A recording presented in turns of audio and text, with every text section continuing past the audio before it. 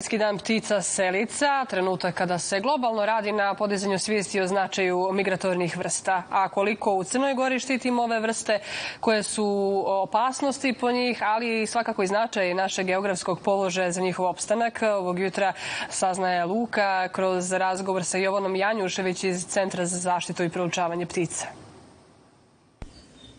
Tako je, s obzirom da je Crna Gora ekološka država i da često stavljamo fokus na zaštitu životne sredine, ali i njene flore i faune. Takav je slučaj ovoga jutra. Pričat ćemo o značaju ptica selica, ali i o tome šta su najveće opasnosti po njih u Crnoj Gori.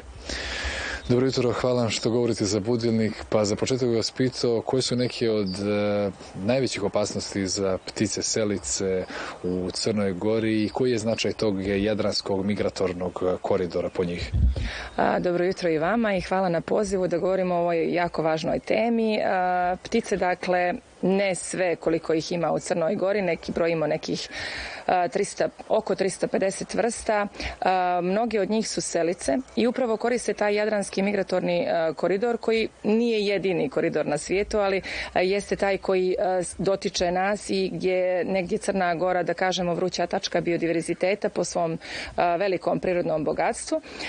U tom periodu, dakle, ptice imaju određenu sezonalnost. Kada im ponestane hrane na njihovim zimovalištima, kao što je slučaj sa Afrikom u okviru ovog koridora, one će ići dalje ka Evropi, odnosno sjeveru Evrope, u potrazi upravo za hranom. I u tom slučaju mi kažemo da su oni ipak državljani Crne Gore, zato što većina tih selica ovdje upravo i gnijezdi, a putem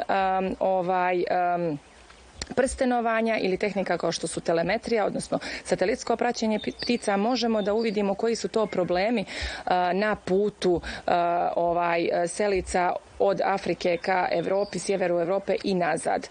Dakle, to su različiti problemi kao što su krivolov, veliki pritisak koji nastaje uslijed dalekovoda, odnosno kolizije ili elektrokucije, a potom i onaj najveći koji je nepopravljiv, a to je gubitak staništa.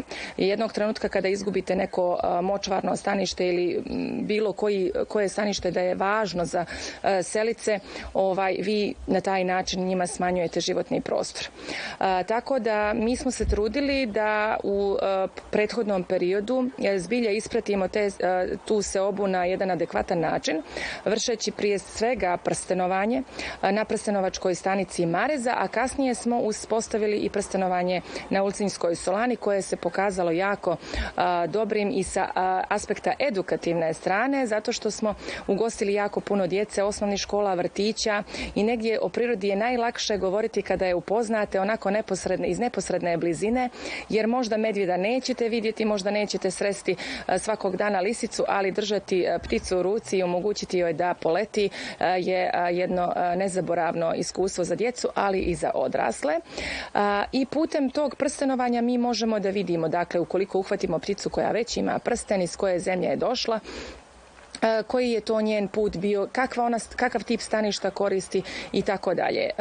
Kao predstavnici EU-ringa, CZIP ima tu, da kažem, nacionalnu prstenovačku šemu i nama je jako drago da možemo da ponudimo takve mogućnosti i drugim ornitolozima koji su pritom licencirani prstenovači.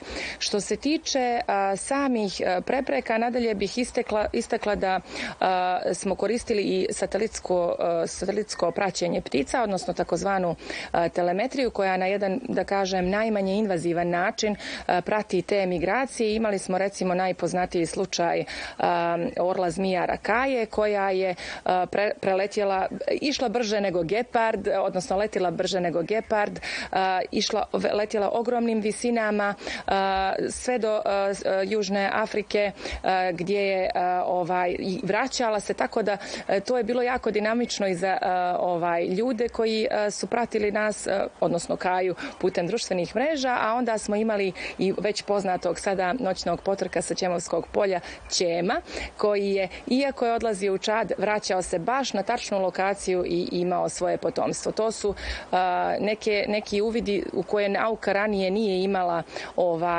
predstavu ili informaciju kako teku te seobe, i naravno imali smo i slučajeva da su nam ptice stradavale upravo uz pomoć kolega iz tih zemalja pod nekakvim krovnom organizacijom kao što je BirdLife International, a kojoj mi pripadamo, mogli smo saznati da li su one pronađene recimo pored dalekovoda ili tome slično.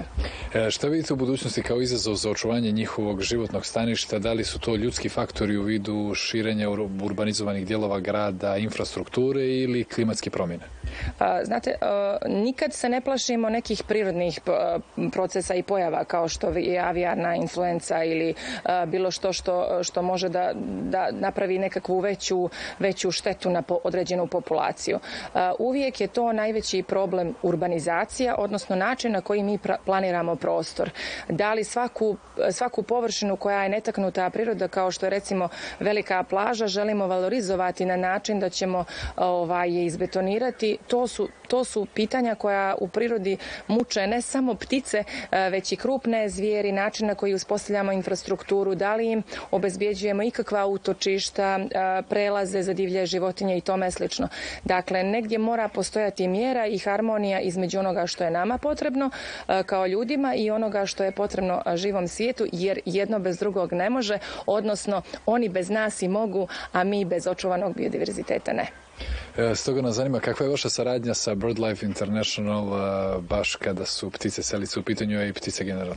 Pa mi smo se dugo trudili da postanemo upravo članica, odnosno partner te organizacije koja je globalni autoritet kada su u pitanju zaštita ptica i njihovih staništa i da kažem, bio je to jedan dugotrajan proces. Na svoje punoljetstvo kada smo napunili 18 godina smo i primljeni u BirdLife porodicu i to je uključivalo dakle da imamo naučna istraživanja na određenom nivou, da imamo dovoljne kapacitete da možemo postati dio te porodice i da naravno imamo demokratsku strukturu. CZIP je vjerovatno i jedina organizacija koja ima članstvo, aktivno članstvo koje i plaća svoju članarinu, što kod nas nekako nije slučajni kada su narodne biblioteke u pitanju, tako da je to veliki iskorak u demokratizaciji, jer svaki član se pita sa onim što se dešava unutar CZIP-a. Evo, s obzirom da kažu da je dijete otac čovjek i da ostaje na budućim generacijama da čuvaju taj ekosistem flore i faune u Crnoj Gori, vi sprovodite mnoge edukativne radionice za djecu. Možete li nam reći da li to radite u kontinuitetu i kako djeca reaguju na to? Pa prije svega uvijek izađemo koliko god možemo u susret svim ustanovama koje na neki način oblikuju buduće naraštaje. Smatramo da je obrazovanje ključ svih unapređenja politika. To su budući doktori, budući možda političari, budući biolozi, matematičari. Dakle, jako je važno da upoznaju svijet oko sebe i u tom smislu vrlo često radimo radionice na različite teme. Također ugošćavamo škole kada su u fazi prstenovačkih kampovi, da ih tako nazovem. I naravno u okviru našeg centra imamo edukativnu stanicu Zeta gdje vrtići ili škole ili već zainteresovani čak i studenti mogu doći i uvjeriti se na licu mjesta kako izgleda biodiverzitet, odnosno živi svijet Parka prirode rijeka Zeta, a i naučiti puno toga još u okviru malih predavanja ili prezentacija.